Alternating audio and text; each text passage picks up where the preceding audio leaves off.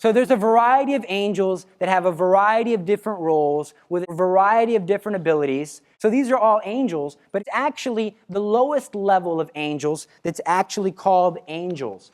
Now the highest rank of the angels is called the seraphim. The word seraph means on fire, and seraphim means those who are on fire. They're burning out of love for God. The Old Testament describes them as having 6 wings, and they're just saying, holy, holy, holy. And why do they keep repeating this? Because God deserves fitting adoration and love. We also have the cherubim. The cherubim are known for their knowledge, and they're described in the Old Testament as these great animals, large creatures with wheels, and they've got all these weird analogies, but they're also described as being the ones that guard the holy temple, that guard the holy things. The first angel classification that we hear about is in the book of Genesis, where Adam and Eve sinned and God closed the garden and he set a cherubim with a flaming sword. Why? He's guarding what is holy. You can no longer come into the Garden of Eden. When Moses is making the Ark of the Covenant, God instructs Moses, put 2 cherubim on top of the Ark of the Covenant. So the cherubim are not only guardians of what is holy, but also knowledge. Now the rest of them, the thrones, dominations, virtues, powers, principalities, I'm going to give you a quote from St. Augustine. So St. Augustine, a doctor of the church, said, "What difference is there between these terms? Let those who can tell us and prove their answer do so, because I must confess that I do not know." Scripture simply does not elaborate on these choirs. Although we do hear in Scripture from St. Paul that our battle is not against flesh and blood, that our battle is against principalities and powers. So we know that some of these principalities and powers have fallen. Now there's 3 different hierarchies. This was something that came up by Pseudo-Dionysius the Areopagite, and St. Thomas Aquinas was like, yeah, this sounds good. So all of this stuff is kind of speculative. The top hierarchy is said to be concerned with the things of heaven, to be concerned with things concerning God, with his worship, adoration. All of them are doing that, but these are just specifically focused on the love, on his virtues, contemplating him. The middle hierarchy is said to have to do with things concerning the cosmos and the universe and making sure that everything is going on in order. So St. Thomas Aquinas would say that God is our first cause, but that angels are the second cause. So God likes to use instruments. The same way that Jesus came, Jesus didn't stay with us and do everything for us. Jesus chose to use his people to reach out to one another. In the same way, God, the Father, uses his angels to watch over and do things for him.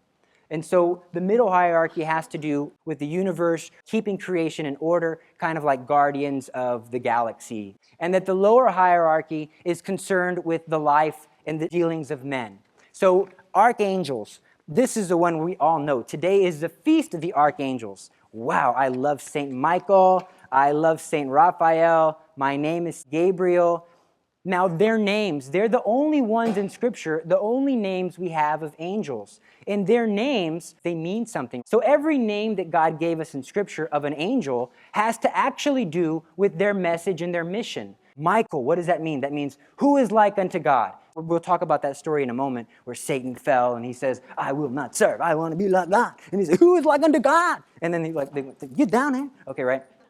And then we have Gabriel. What is Gabriel? It means strong man of God. So Gabriel came to announce the strong man of God. Oh, this is making sense. So we have names associated with their tasks on earth. The mission of the angel is to give a message in this case, and the message was of the strong man of God. And then Raphael means God heals. I really like Raphael. If you want to know the insights and the brain of an angel, the best thing to do is to read the book of Tobit, because in the book of Tobit you have the longest discourse of any angel in all of Scripture. He talks at length and he gives all these insights, and a lot of the insights that I'm going to talk about later, I'm going to take from the book of Tobit. It mentions that there are 7. I am one of the 7 that stands before the throne of God. Well, what are their names? I want this one. Oh, no. Trust me, St. Michael, St. Gabriel, St. Raphael are good enough for you. The church under Pope Zachary has said we should not have a devotion to angels under the names that we find in apocryphal literature. And another thing that the church warns against, do not name the angels. Do not name your guardian angel. I know for a long time it has been a very pious practice. I've heard of different very holy people who had a little nickname for their angels, their guardian angels. The church has said, don't do that. Why? To name a person is to have authority over them. So it is inappropriate for you to name your angel. Why? Because you are not the Lord of your angel. The Lord is the Lord of your angel. You don't realize that you're talking down to a creature that is way, way, way, way, way, way, way above you. And another thing that the church warns against is any practice in which you ask the angel their name. And this is something very popular amongst pious people as well. If you go before the Blessed Sacrament and you say 3 Hail Marys, 3 Our Fathers, and the Guardian Angel Prayer and the St. Michael Prayer, and you're quiet, and you get a pen, and you move the pen, the angel will move the pen, and then he'll tell you his name. And you're saying, what is this? Beelzebub. What is it? Oh, my guardian angel, Beelzebub. Oh, Beelzebub, be with me everywhere. Oh, Beelzebub, I love you. Beelzebub, please go to my mom. She's really sick right now. Give her some consolation. He's like, thank you for asking. So we don't want to do this. There are websites that you can go to where people catalog the names of demons. So it's not good to use the names of demons that are not used in Scripture. So outside of Scripture, the names of demons that might be obtained through exorcism or through some other means, they're not good to use because they actually get glory and like, somebody said my name. They're calling upon me. They're giving me attention. And then they'll want that attention because they're like, how many times can I get you to say it? So they'll start off very good and very attractive, but don't do that. Another thing you do not want to do is do not talk down to demons or do not talk down to Satan. Do not belittle him. It's disrespectful, and he does have the power to annihilate you in a second. God will most likely keep him from doing that, but one thing that we're going to learn in this presentation is that God honors free will. So our angels are very special and they're very good, but if you do something that you're calling upon an evil spirit or you're calling upon this, God will allow it to happen because he's not going to stop you. You want to do that, you're free to do that. And so now we'll talk about the fall of the angels. 1/3 of all the angels fell. We don't necessarily know what the temptation was. So we know that when God created all the angels, they all had a certain degree of natural knowledge, and then God gave them some other bit of information concerning what their roles might be, and because of that, they said, I will not serve. They take great abhorrence to the fact that we are natural creatures in bodies, spirits and bodies united. It's an insult to them that we deteriorate. It's an insult to them that we have the possibility of dying, that we're so slow in our nature.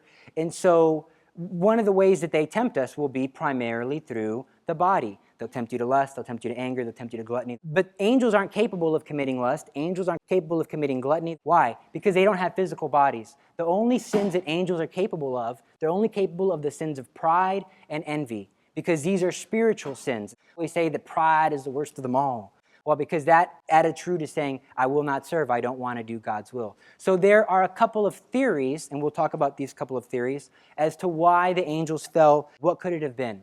So the first and the most obvious is, I myself, God, am going to become a man, and you're going to worship me as God in this human body. Some theologians say that it was one further, and it was one more, even more, and that is the Blessed Mother. So not only are you going to worship God, man united, but I am going to elevate not a divinity, but a pure human in a natural body above you as my mother. And she will be called the queen of all the angels. So, what the heck? I can understand worshiping divinity and honoring and serving divinity. I'm not going to honor and serve a human, pure human above me. I'm the most brilliant of all creation. And this would kind of go along with the idea that who did Satan tempt first in the garden? He went to the woman. Oh, is this the woman that you're going to put above me? I'll show you about this woman.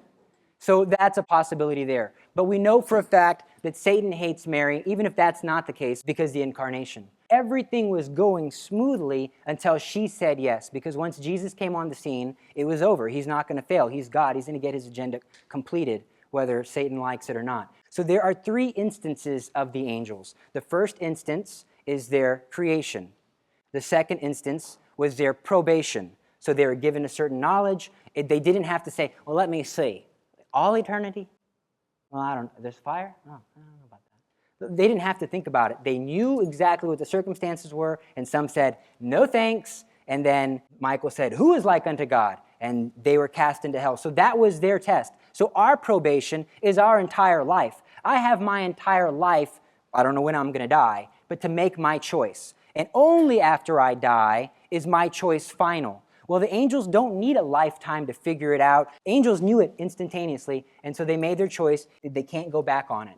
And so the third act of the angels is now either eternity in hell or eternal beatitude. So our angels now are in that third instance where they are actually in the beatific vision, experiencing the glory, the majesty, the overwhelming joy, the overwhelming just beatitude of what heaven is that we have no way of expressing in human terms. But the devils, they were cast out of wherever this probationary period was, and they are suffering the fires of hell, but they suffer it kind of like a cloud that goes with them everywhere. So they are roaming around the world, roaming throughout the earth, seeking to devour souls, seeking to bring about their ruin. So I said that their other sin besides pride was envy. Envy at what? Envy at you and envy at me. So their number one desire, their number one goal is to get us to burn in hell for eternity with them. We're going to talk about the ordinary activity of devils, just because we should be aware of how they act ordinarily.